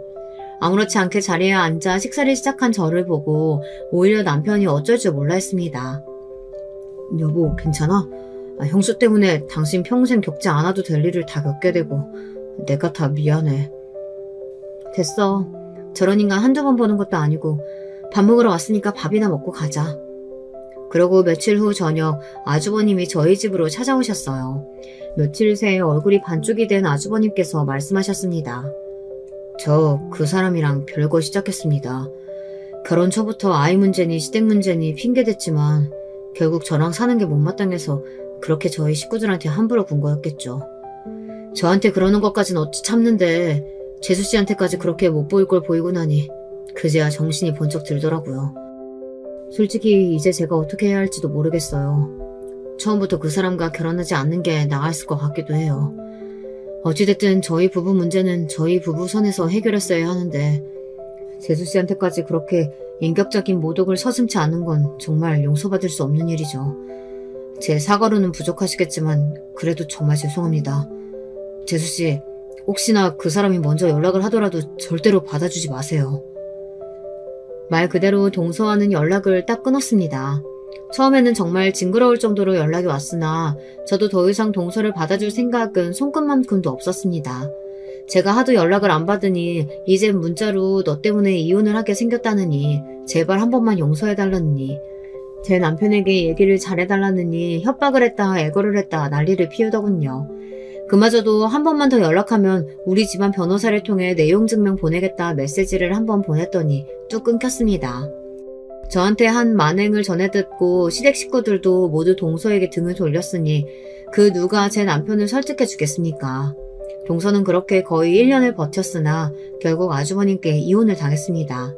당연히 유책 배우자는 전 동서였죠. 동서가 나가고서야 저희 시댁에는 평화가 돌아왔습니다. 저희 부부 역시 마찬가지였죠. 아주버님은 요즘 어머님이 소개해주신 분들과 만남을 이어가고 있어요. 어머님이 고르고 고른 분들이시니 아주버님과 아주 잘 어울리는 한 쌍이 될 겁니다. 전 동서는 아직 혼자인 걸로 알고 있어요. 소문이 어떻게 난 건지 전 동서는 재혼시장에서 기피 대상이 되어 있더군요. 그 폐악을 부려놓고도 이혼이 충격적이긴 했던 건지 직장에도 안 나가고 친정에 박혀서 폐인처럼 지내고 있다는 소식을 들었습니다. 저는 알고 싶지 않아서 소문을 물어온 친구에게 더 묻지도 않았어요. 진작 마음을 좀 곱게 썼으면 오죽 좋았겠습니까만 이제와 늦어도 한참 늦은 말이죠. 재산으로 사람 금 나누고 무시하려고 들었던 제 전 동서 이야기는 여기까지예요. 이만하면 인과응보라고 할 수 있겠죠. 제 사연 끝까지 들어주신 여러분 감사합니다. 안녕하세요. 저는 서울에 살고 있는 사연에 빠지다 여성 애독자예요. 유튜브 들어갈 때마다 사연 한 편씩을 꾹 눌러보고 있는데 이번에는 제가 그 사연이라는 걸 보내봅니다. 세상 천지에 분란 일으키는 거 좋아하는 사람이 어디 있을까요? 혹시 간혹 있을 수도 있으나 드물 거라고 여기네요. 저는 소위 좋은 게 좋은 거다라고 여기며 지내는 사람이었습니다. 아니, 정확하게는 그렇게 지내고 싶은 사람이었죠. 아리송한 제 모습이 이 사연에 잘 담길지 모르겠네요. 부디 잘 들어주시면 감사할게요. 저는 고부 갈등을 보지 못하고 살아온 사람이에요. 왜냐하면 친할머니께서 제가 아주 어렸을 때 낙상사고를 당하셨고 그 이후로 거동이 좀 불편해지셨는데 저희 집이 모시고 살았거든요. 이때 친할머니께서 우리 친정 엄마에게 무척 고마워하셨습니다. 친정 아빠께서 장남도 아니고 삼남이셨는데 다들 친할머니를 모시고 사는 건 부담스러워해서 저희가 맡았고 그 과정에서 당연하다면 당연하게 친정엄마의 동의가 있었죠. 남편이 일찍 떠나보낸 과부가 자식 5 키우는 거 결코 쉬운 게 아니었어. 가끔 이런 생각도 한다. 다시 그때로 돌아가라고 하면 나는 2번은 그렇게 못한다고. 그렇게 힘들게 키운 아들들, 딸들 넷이나 나를 나 몰라라 할 줄이야. 내가 인생 헛살았구나. 할머니, 다들 사정이 있어서 그러셨을 거예요. 마음속으로는 할머니를 다들 모시고 싶어 했을 거예요. 아니, 나를 두고 살 날이 아직 많이 남아서 지금부터 모시기에는 부담스럽다고 전부 꺼려한 것을 나는 잘 알고 있다. 그러니 내가 네 엄마에게 더욱 고마운 게지. 어디 며느리 된 입장으로 자기 시어머니 선뜻 모시고 살기 쉬운 줄 아니? 같은 여자로서 나는 그 어려운 심정 10분 이해한다. 채영이 너는 외탁을 하였는지 그런 자기 엄마 닮아서 벌써부터 이렇게 이해심이 넓고 심성이 고운 것 같구나. 아니에요, 할머니. 저 말썽쟁이라고 학교에서도 자꾸 선생님께 혼나는걸요? 동생도 잘 돌보고 이렇게 어른한테 공손한데 학교에서도 잘하겠지. 선생님이 우리 채영이를 잘못 보셨네.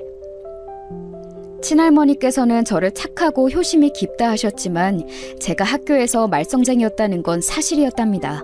사람이 어떻게 일면만 가지고 있을까요? 저는 집에서는 친할머니, 부모님, 남동생에게 다 잘하려고 애쓰는 아이였지만 그렇기 때문에 그 압박을 밖에서 풀었던 것 같아요. 그런데 기질이라는 게 참 중요한 것 같습니다. 저는 더 커서도 성인이 되어서도 이런 식으로 굴었어요. 천사표와 악마표 얼굴을 양분해서 살았죠. 그게 저만의 스타일이었나 봐요. 친정 아빠의 형제들, 어른들께 이런 표현을 쓰면 실례일 수 있으나 속된 말로 불효자들이고 글러먹은 분들입니다. 힘들게 본인들 키워준 어머니 은혜도 저버리고 자기 밥그릇들만 챙겼어요. 그런 건 타고난 것이겠죠. 아무한테도 말 안 했지만 저도 이런 기질을 좀 타고났습니다. 나서서 오지랖 부리고 이런 건 친정 엄마를 닮았는데 성격이 살짝 뒤틀려 있으며 늘 안에 욱하는 성질을 숨기고 있는 건 친가 어른들 유전을 받았나 보더라고요. 제가 남편하고 연애할 때 꺼내든 건 천사표 얼굴이었습니다. 착하고 배려심 많은 얼굴이에요. 저는 남편하고 잘 맞았어요. 혹시 한때 대중매체 인터넷에서 유행했던 차도남이라는 표현을 아시나요? 남편은 딱 그런 인물이었습니다. 차도남이 무슨 뜻인가 하면 차가운 도시 남자이지만 내 여자에게만은 따뜻할 것이라는 게 포인트였죠. 남편은 말수가 적고 어딘가 냉랭한 분위기가 살짝 풍기는 남자였어요. 그런데 그게 일부러 차갑게 구는 게 아니라 사람의 느낌 자체가 그러한 것이었죠. 그런 사람이어서인가 부친성 좋고 시골 출신인 저에게 남편은 끌렸다고 합니다. 사귀게 되고 초반에 파주 쪽으로 드라이브를 나가서 데이트를 했었어요. 그때만 해도 지금처럼 젊은 사람들이 막 찾는 좋은 카페들 같은 게 거의 없었을 때라서 거의 시골 느낌이었네요. 오빠, 여기 봐봐. 이거 쑥이다? 여기 쑥이 지천에 있네? 이런 건 못 먹는 거지? 식당에서 나오는 쑥하고 다른 거지? 에이, 아니야. 이거하고 같은 쑥이야.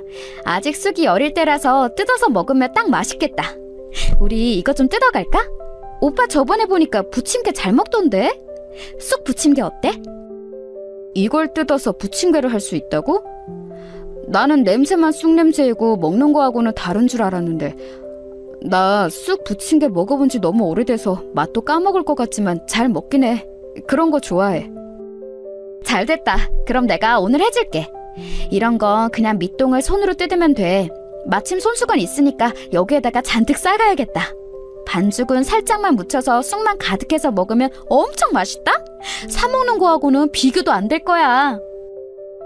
저는 그냥 주절주절 됐을 뿐인데 남편이 나중에 말하기를 저한테 이때 제대로 꽂혔다고 합니다. 자기는 요리라고 해봐야 계란으로 하는 거, 라면, 파스타 이런 건데 저는 그런 건 기본이고 찌개, 나물, 찜, 요리 등등 뚝딱 해내니까 남편이 저에게 엄청 빠졌죠. 사실 자기 이상형이 이런 여자라지 뭔가요? 참고로 남편은 서울에서 태어나 한평생 살아온 서울 토박이었습니다. 그런데다가 일가 친척들 중에 시골 사는 사람이 아무도 없다고 외조 부모님이 그나마 시골에 사셨는데 장남 따라서 미국으로 이민을 가신 지 오래라고 했죠.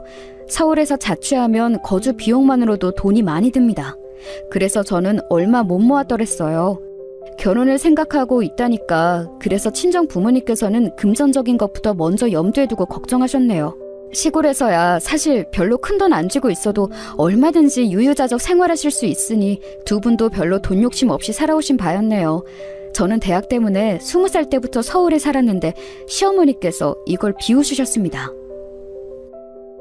나는 늘 이게 신기하더라. 왜 지방 사람들은 쉽게 자기를 서울 사람이라고 얘기하는지 모르겠더라고.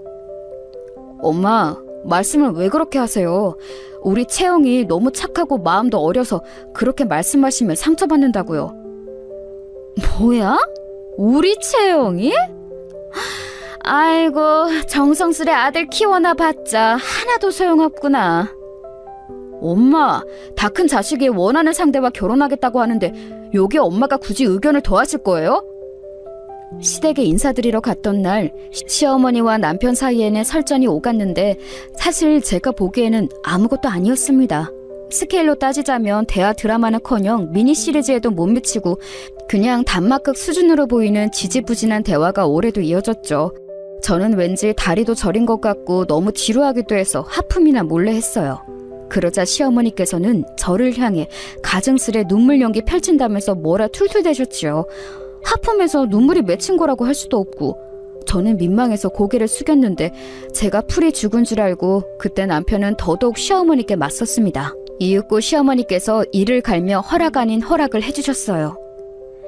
그래 해라 해. 시골 천년하고 그렇게 죽고 못 살아서 결혼하고 싶거든. 이 엄마 가슴에 대모 땅땅 박고서 결혼하라고. 누가 봐도 반어복 가득한 허락이었지요. 한편 따로 배웠던 시아버지께서는 저를 꽤 마음에 들어 하셨어요. 아주 의외로 말이에요. 내가 보니까 요즘 젊은 아가씨답지 않게 너스레도 잘 떨고 부침성도 좋고 씩씩하고 너무 마음에 드네.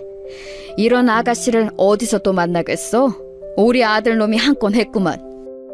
제가 감사한 마음으로 고개를 주걱거리고 있을 때 누군가 등장했어요. 훈훈했던 분위기를 깬 건 바로 남편의 누나인 제 시누이였습니다. 글쎄요, 아빠. 우리 엄마 눈높이에는 영 맞지 않는 수준인 것 같지 않아요? 이러면서 사람을 대놓고 위아래로 훑어보더군요.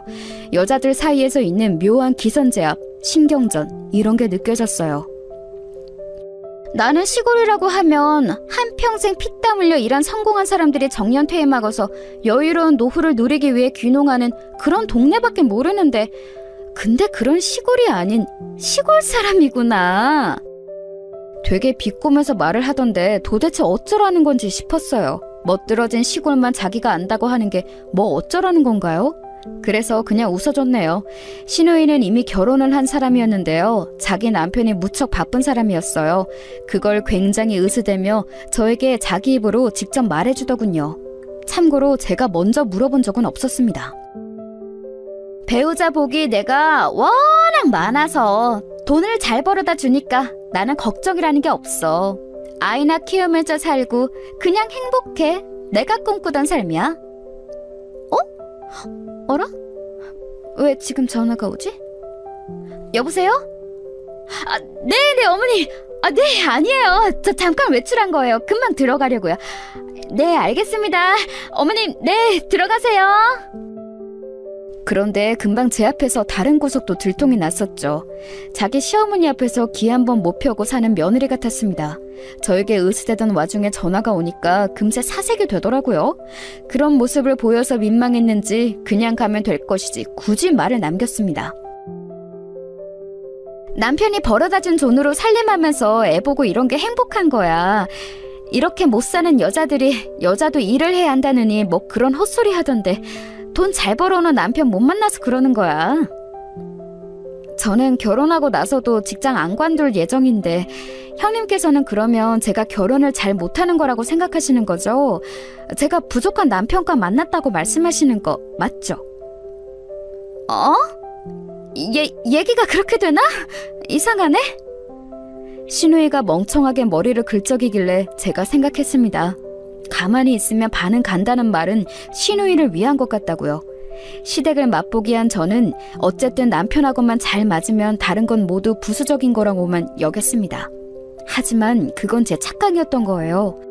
고부 갈등 없는 집안을 몸소 체험해보며 자라왔고 대학을 서울로 와서 그때부터 기숙사 생활하고 자취생활하면서 저 하나 건사하면서 앞만 보고 살아오기 급급했습니다. 이런 제가 무슨 결혼하고 나서의 삶을 상상하면서 고부 갈등을 대비했겠나요? 전혀 아니었죠. 저는 제가 활발한 편이니까 상대는 좀 차분했으면 좋겠는데 남편이 그런 면에서 딱이었고 자취생활을 오래 한 터라서 저는 자립적이고 독립적인 구석이 강했는데 남편 자기 영역을 중요시 여기는 사람이었어요. 자기 영역 그리고 자기 여가 시간을 보장받아야 숨통이 트인다고 믿는 유형이었다고나 할까요? 정말이지 이런 생활 방식이 저하고 딱이었습니다. 서로에게 각자 따로 보내는 시간을 보장하는 사이였기에 기본적으로 잘 맞았지요. 제가 딱히 모아놓은 돈도 없고 친정은 깡촌 시골집이고 이런 마당인데 남편은 이런 거 전혀 개의치 않고 그냥 자기가 앞으로 더 열심히 벌면 된다고 여기는 게 끝이었어요. 저는 생각했었죠. 이런 결혼 상대는 제 인생에 다시는 없을 거라고요. 남편만 있다면 다른 부수적인 것들은 무조건 이겨낼 수 있다고 스스로에게 다짐을 하였습니다. 그런데 말이죠. 시어머니께서 작정하고 저를 눈엣 가시로 여기시니까 저도 사람인지라 저 싫어하는 사람이 신경 쓰이고 거슬렸어요. 저러시다 말겠지, 초반이라 저러시겠지 싶어서 항상 웃음으로 상대해드렸습니다. 뭔 소리를 들어도 헤헤 웃고 말았어요. 저는 이걸 천사표 며느리 카드를 꺼내든답시고 이렇게 군 것이었죠. 그런데 되려 시어머니께서는 약이 오르셨던 것 같네요. 내 아들과 결혼하다니 너는 웬 출세라니? 로또 맞았다고 네 고향 사람들에게 얘기는 다 했니? 시골 사람들은 별별 것들을 다 동네방네 소문내고 공유하는 족속들이잖아. 네, 그냥 벼락 출세했다고만 소문했는데요. 그래? 여자는 다른 건 다 몰라도 얼굴만 예쁘고 몸매만 괜찮아도 그럴싸한 건데 너는 어째 그런 것도 못 갖췄을까?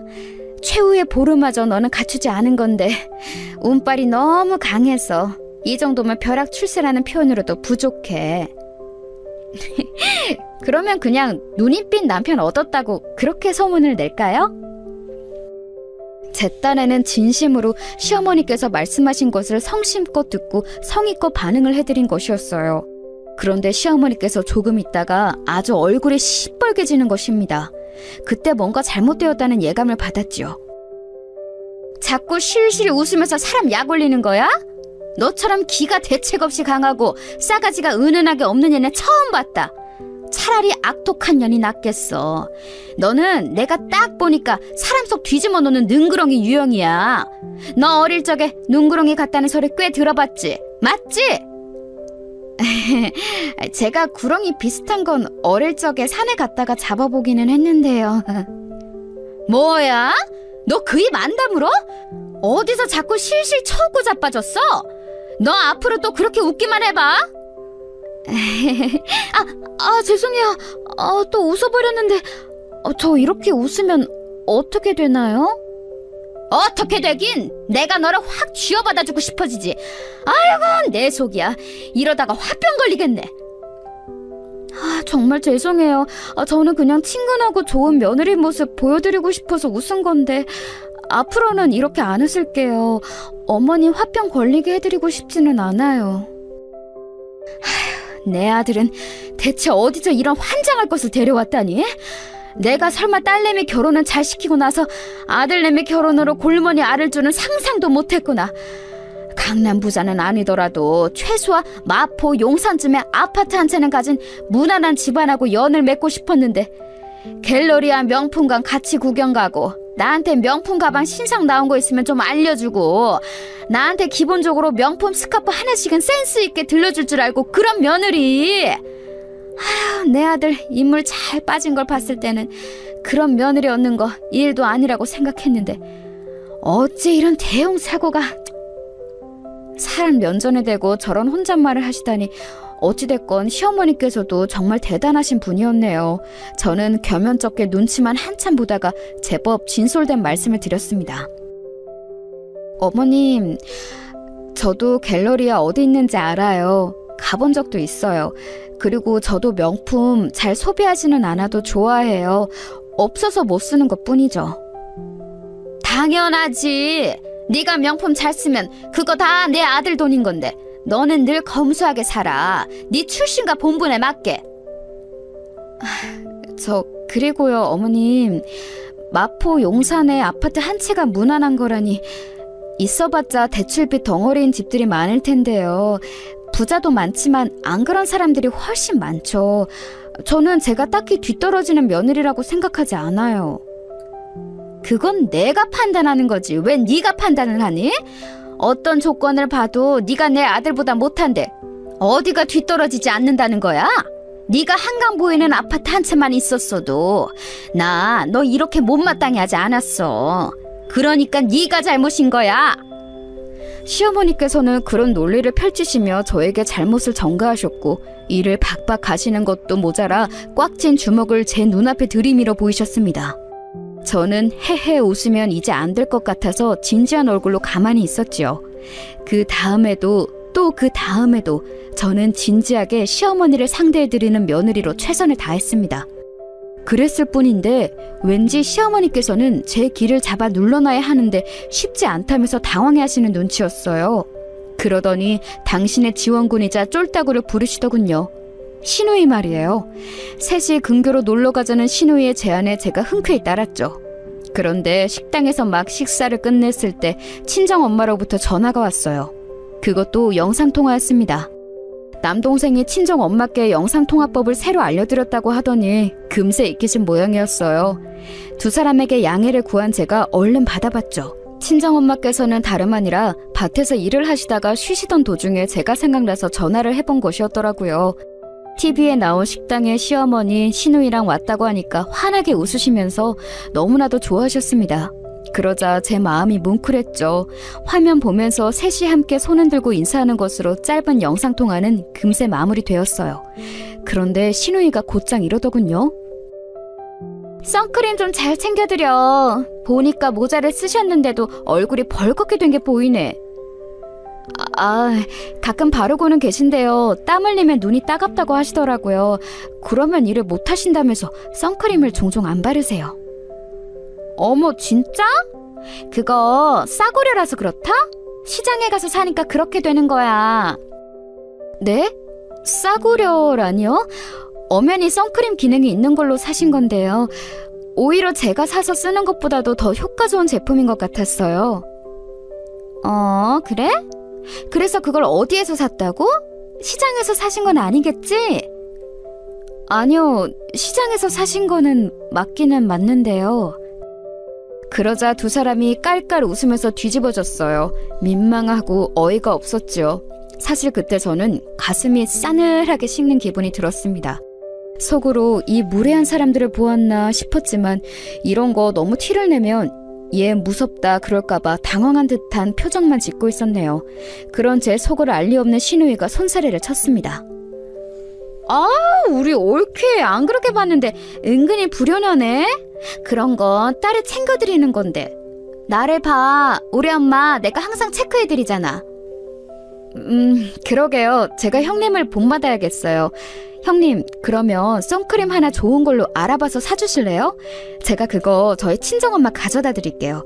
드리면서 꼭 형님이 골라 사주셨다고 말씀도 같이 해야겠어요.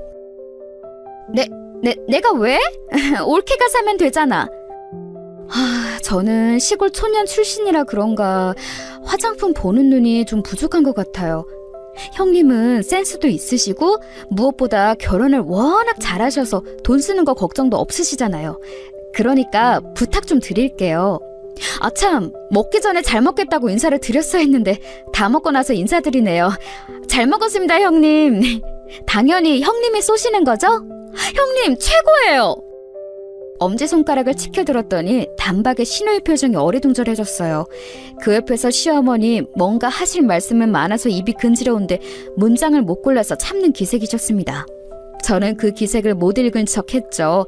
후식 먹으러는 카페로 갔어요. 그리고 제가 선수를 쳤죠. 와, 제가 형님 덕분에 이렇게 멋진 대원 카페에 와서 맛있는 것도 주문해보네요. 시골 천년이 출세해서 행복해요. 뭐야? 설마 이것도 내가 사는 거야? 올케한테 이런 데서 돈을 쓸 기회를 내가 뺏을 수야 없지. 에이, 저 민망하실까봐 일부러 안 그러셔도 돼요. 깡시골 출신 촌녀에게 이런 거 얻어두시면 형님 자존심이 용납 못할 거 저 알고 있어요. 그리고 어머님께서 얼마나 형님 결혼 잘하셨다고 그 말씀을 자주 하시는지 몰라요. 어머님 앞에서 돈 쓰실 기회를 제가 어떻게 빼앗겠어요? 그래? 뭐 올케가 그렇게까지 말하니까 내가 별 수가 없네. 한번 골라봐. 식구니까 커피 마실 거지? 아메리카노? 아니요, 커피도 좋지만 다른 거 시켜볼까 봐요. 여기 생과일 쓴다고 적어놨네요. 저는 생망고 스무디 먹을게요. 비싼 값을 하겠죠. 그리고 조각 케이크는 잘 나간다고 적혀있는 초코, 단호박, 생크림 하나씩 해서 골고루 맛보는 게 어떨까요? 어머님! 어머니 빵 다 집으셨어요? 음료 어떤 거 하세요? 빵을 골라 담은 쟁반을 들고 오시던 시어머니께서 저를 보며 무의식적으로 따뜻한 라떼를 말씀하셨어요. 그랬다가 제가 신우이에게 전달하는 모습을 보시고는 어리둥절해 하셨죠. 저는 눈으로는 신우이를 눈짓하면서 엄지손가락을 내밀어 따봉 표시를 시어머니께 해드렸습니다. 그제야 신우이가 이것도 쏜다는 걸 아신 시어머니께서 당황하셨죠. 저는 시어머니께서 빵을 한가득 담아온 쟁반을 계산대로 얼른 올려두었습니다. 신우이가 산다는 거 알고 모르실까 봐서요. 엄마? 빵을 왜 저렇게 많이 고르셨어? 이러다가 당뇨 오시겠네. 세상에 저게 다 얼마치야. 엄마, 이런 데서는 2개만 담아도 10,000원이 훌쩍 넘는데. 네가 계산할 줄 알았니?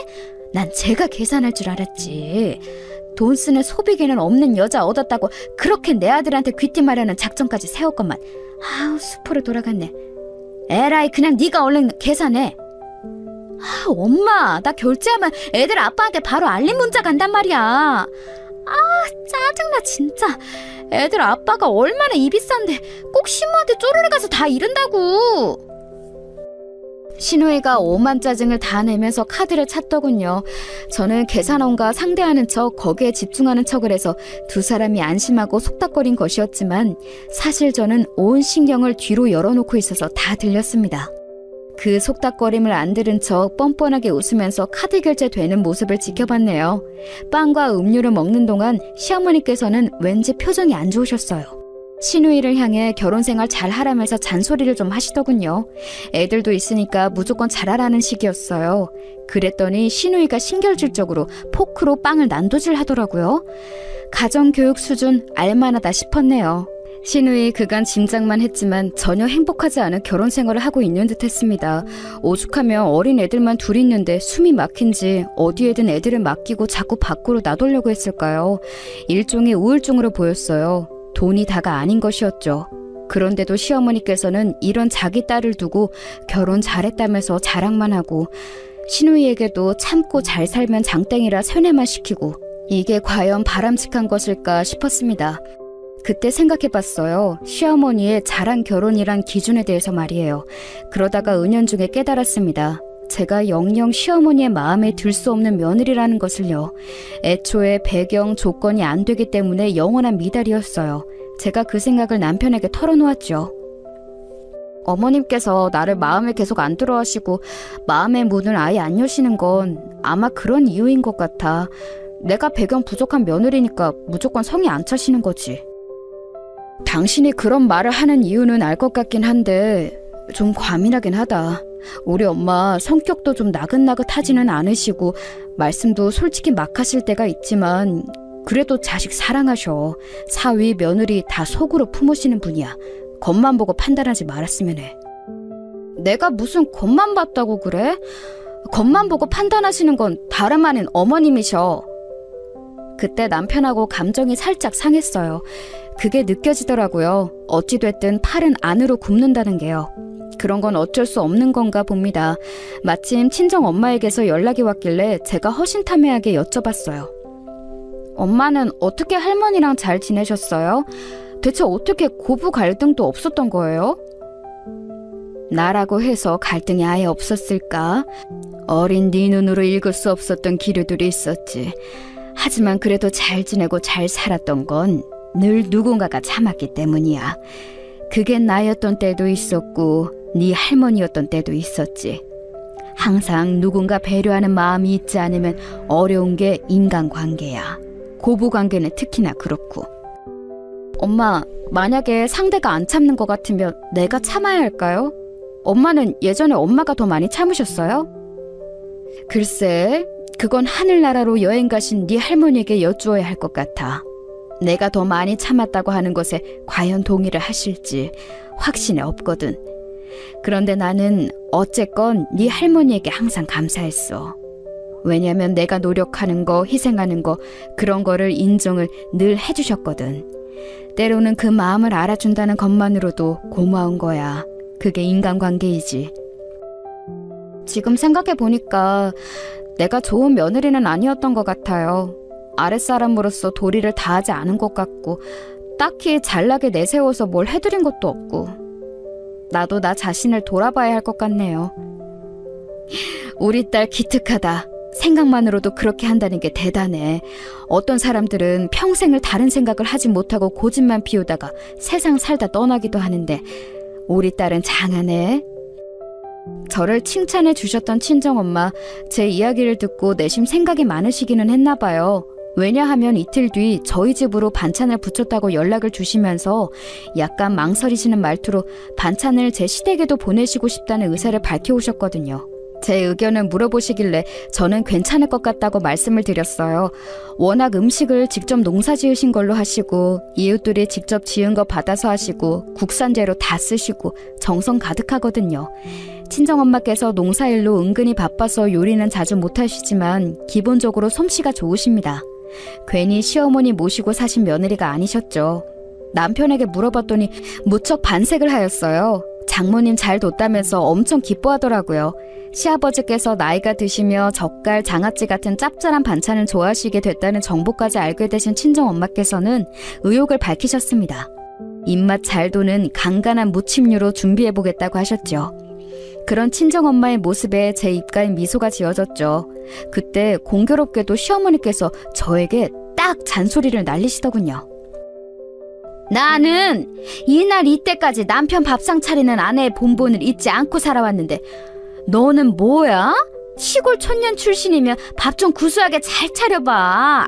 내 아들이 너 손끝이 야무지다고 그래서 그거 좋게 보고 결혼을 해준 것 같던데 너는 어떻게 사람이 이렇게 배신을 때리니? 지난주에 오빠가 아팠을 때 제가 밥을 잘 안 차려줬다고 이러시는 거죠?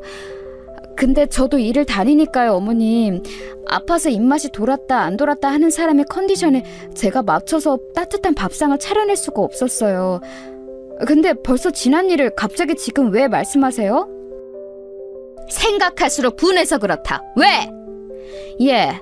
너는 누가 그런 자세한 변명 듣고 싶다 그러니? 죄송하다, 잘못했다, 잘하겠다 이렇게 하면 되는데 하여간 너는 늘 태도가 빳빳해. 시골 잡초 닮았니?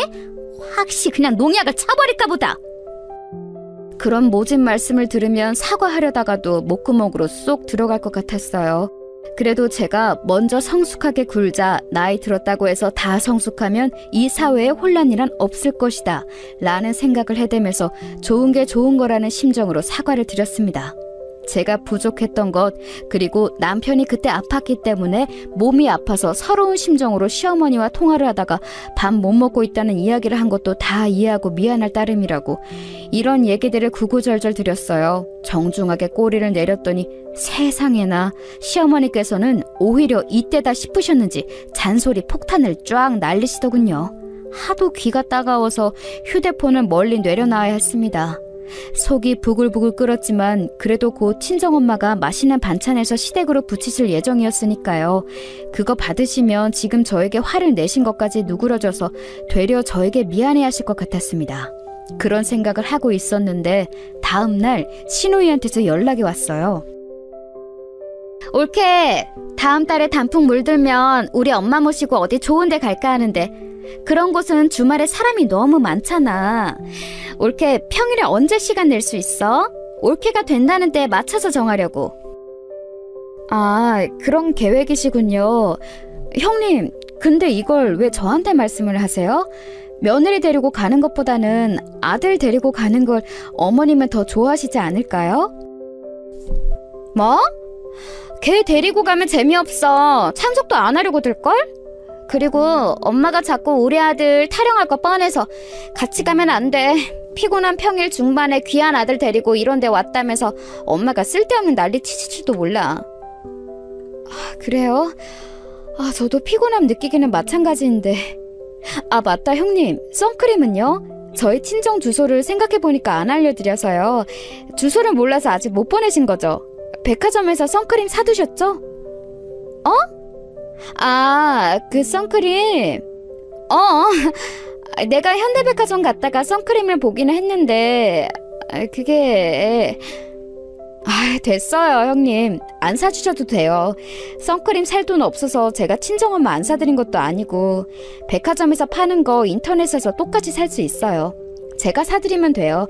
형님 본인 챙기세요. 백화점 가서 맛있는 거나 사드시고요. 옳게! 나 알아서 잘해. 남편 잘 만나서 일 안 다니는 사람이 난데 올케가 왜 나를 아래로 보고 그런 이야기를 해? 아래로 본다뇨? 전혀 아니에요. 형님이 윗사람인데. 근데 동병상련인 부분은 살짝 있는 것 같아요. 시댁에서 자유로울 수 없는 며느리라는 거? 그냥 제 생각인데 비슷한 것 같아서요. 형님, 시댁 때문에 힘드시는 일 있는데 털어놓을 데 없으면 저한테 말씀하세요. 그냥 그것만으로도 속이 후련해질지 모르잖아요. 참나, 진짜 웃긴다. 옳게. 갑자기 뭐 이상한 드라마라도 봤어? 어이가 없네. 신우이가 신경질을 내며 전화를 끊었지만 저는 충동적으로 말을 술술 뱉고만 것에 민망할지언정 후회는 하지 않았어요. 친정 엄마께서 그러셨잖아요. 마음을 알아주는 것만으로도 위로가 된다고. 인간관계는 그런 거라고. 그리고 사실 저는 그전까지는 신우이를 두고 자기도 시댁에게 시달리는 눈치인데 자기 처지 생각 못하고 왜 나한테 시비를 건담? 이런 감상만 했었거든요. 이런 감상을 버리고 신우이를 인간 대 인간으로 한번 바라보려고 나름의 노력을 했던 거죠. 그리고 그날 늦은 밤중에 신우이한테서 카톡이 왔어요.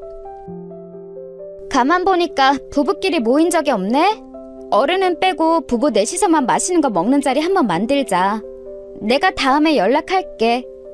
이런 내용이었습니다. 어느새 시어머니와의 단풍놀이는 사라진 뒤였죠. 피식 웃음이 나왔네요. 나쁜 징조 같지는 않았어요. 그런데 이건 방심이었습니다. 곧 엄청난 일이 터지고 말았으니까요. 친정엄마께서 당일 택배를 붙이셨다고 하길래 제가 일찍 업무 끝나는 대로 시댁에 한번 가봤어요. 시어머니께서 혼자 저를 맞아주시더라고요.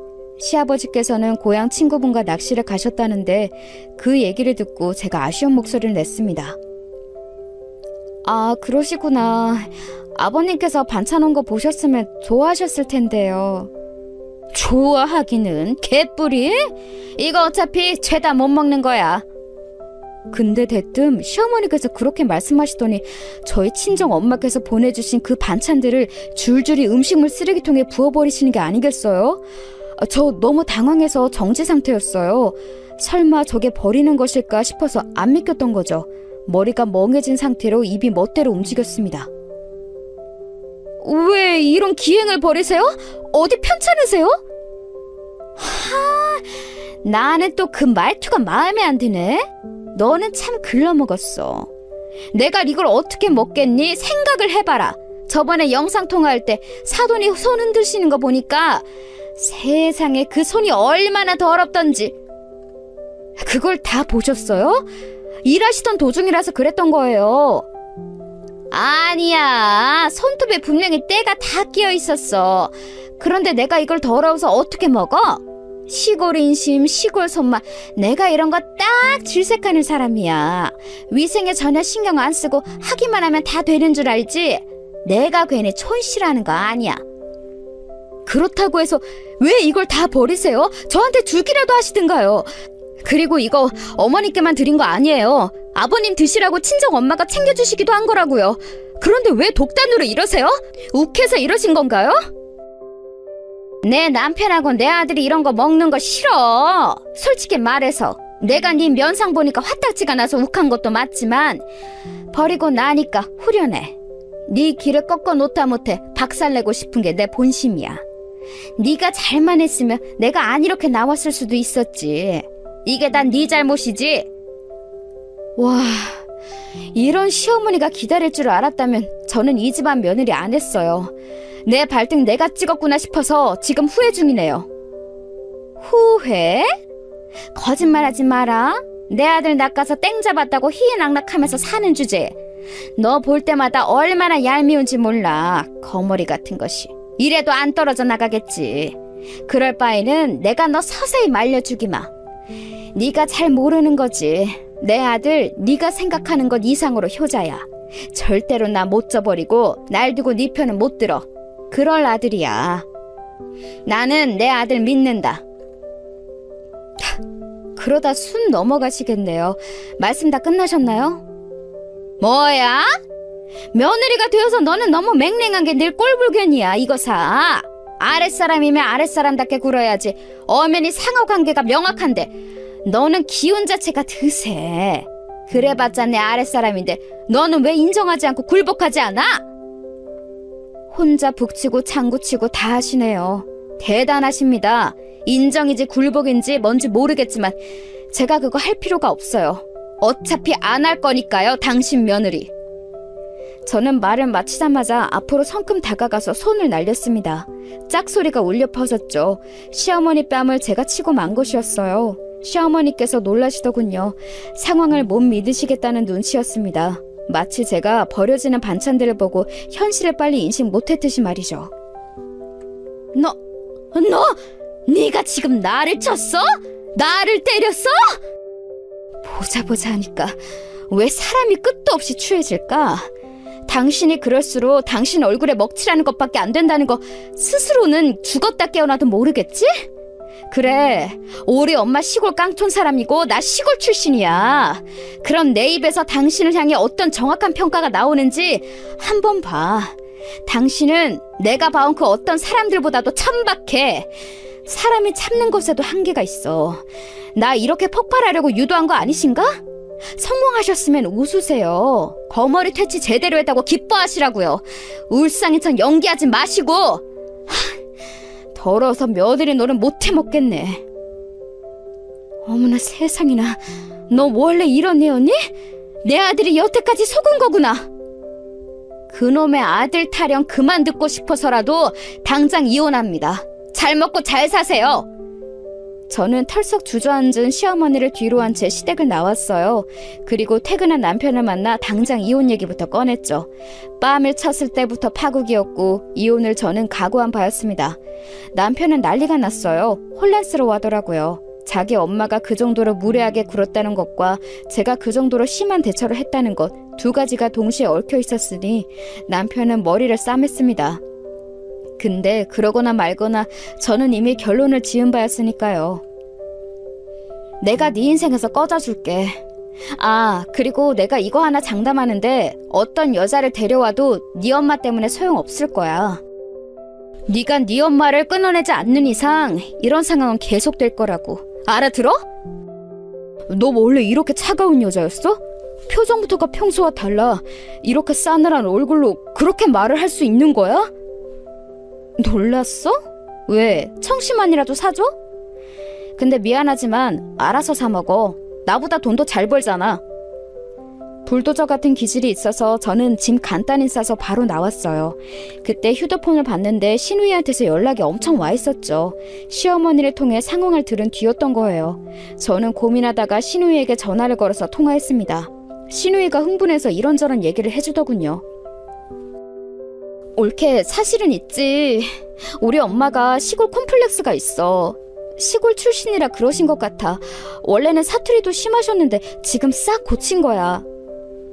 나름 놀라운 전말이었어요. 시어머니께서는 시골 출신이란 이유로 동네 엄마들 사이에서 왕따를 당하셨다네요.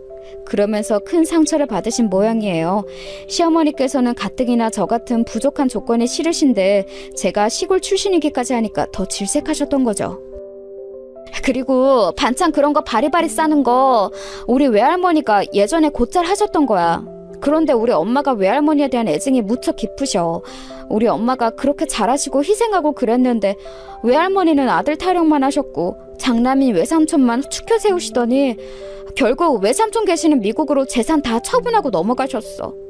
그러면서 자연스레 그 재산도 다 외삼촌에게 가버렸고 옛날에 우리 엄마가 희생은 다 하고 외삼촌 학비도 냈었는데 돈이 아쉬운 게 아니라 그 차별이 끝끝내 가슴에 박히신 거지. 그런 일 당하셨으면 본인은 안 그러셨어야 맞다는 말을 할까 하다가 입을 다물었어요. 역지사지 이심전심이 될 것 같았으면 신우인을 저한테 처음에 왜 그랬겠나요. 사람이라는 게 답습을 안 해야 하는데 내가 당했으니 너도 당해봐 라는 심리가 더 크게 작용하기도 하나 봅니다. 어쨌거나 저는 이혼 결심을 마쳤고 마음 아파서 친정 엄마께는 반찬 얘기를 꺼내지도 못했어요. 그런데 생각지도 못하게 남편이 저를 붙잡았어요. 제 직장에 아예 찾아왔죠. 왜 이래? 잠만 말고 이혼하자. 서류 먼저 준비해서 나한테 주면 도장 찍을게. 이러지 마. 내가 생각해봤는데 나는 역시 당신이랑 끝내고 싶지 않아. 당신에게 실망도 했고 놀라기도 했는데 내가 다 생각보다 당신을 많이 사랑하고 있었더라고. 이대로는 못 헤어져. 이혼은 너무하잖아. 왜 나와 함께 해결하려고 들지 않아? 부부가 이래도 돼? 이건 해결될 게 아니야. 어머님은 이미 어머님만의 가치관이 너무 오래 박혀 있으신 분이야. 그리고 나는 아무 생각 없이 그런 거 당하면서 고개 숙이는 스타일이 아니지. 특히 나는 타인과 내 가족의 경계가 뚜렷한 사람이라 내 식구들 건들면 못 참아. 내가 앞으로 중간에서 잘할게. 아니, 당신이 앞으로 우리 엄마 안 보고 살 수 있도록 할게. 내가 맹세해. 그게 정말이야? 안 믿기는데 각서까지 쓸 수 있어? 그랬더니 남편이 정말로 각서를 써왔어요. 심지어 보증인으로 신우이 자필 서명까지 함께 받아왔더라고요. 신우이가 자기 엄마가 아니라 제 편에 드는 심정으로 각서에 동의해줬다는 게 참 기분이 묘했습니다. 저는 고민이 돼서 친정 엄마께 털어놓았어요. 사실은 시어머니랑 불화가 있어서 남편하고도 좀 꽁기해져서 이혼 얘기가 나왔었다고 말이죠. 그런데 이미 남편에게 연락을 받으셨다고 하시는 게 아니겠어요? 너랑 이혼하고 싶지 않다고 도와달라고 그러더라. 아이고, 이게 다 뭔 일인지. 다른 거 생각하지 말고 눈치 보지도 말고 네가 정서방을 많이 사랑하는지 그것만 보고 결정해. 그때 제 마음을 들여다봤어요. 솔직히 그만큼 사랑하는지는 모르겠는데 제가 이런 남자 또 못 만날 거라는 확신은 들더라고요. 그래서 남편의 그 각서 받아들였습니다. 그리고 시아버지와는 따로 만나서 상황 전달을 드렸고요. 제가 시어머니 뺨을 때렸던 걸 반성하고 있다는 뜻도 함께 말씀드렸습니다. 놀랍게도 시아버지께서는 머리 아프시다는 말씀만 한 번 하셨을 뿐 저희 부부의 결정을 그대로 받아들여 주셨어요. 아이고, 여편의 성질머리 무섭더니 내가 언젠가는 이런 상황이 올 수도 있겠다고 생각을 하며 살아왔지. 앞으로 내가 몸 아프다는 핑계로 마누라 내팽개치지 않고 단속 잘하며 살 테니까 너희들은 너희들끼리 재미있게 잘 살아라. 그러면 되는 거야. 신우이가 며칠 뒤 전해준 후모드로는 시어머니께서 크게 분노하시며 거의 발작을 하셨다네요. 저 때문에 아들과 사이 틀어진 게 분에 미치겠다며 엄청 우셨대요. 그런데 시아버지께서 역할을 정말 잘해주시더라고요. 진짜 단속에 들어가셔서 시어머니의 뜨거운 콧김이 저에게 닿는 일이 없었어요. 남편도 자기 위치를 잘 지켰고요. 조금은 황당한 고부 갈등이었습니다만 이런 식으로 일단락이 되었죠. 저도 내면을 더욱 다스리면서 더 성숙한 사람이 되어볼까 합니다.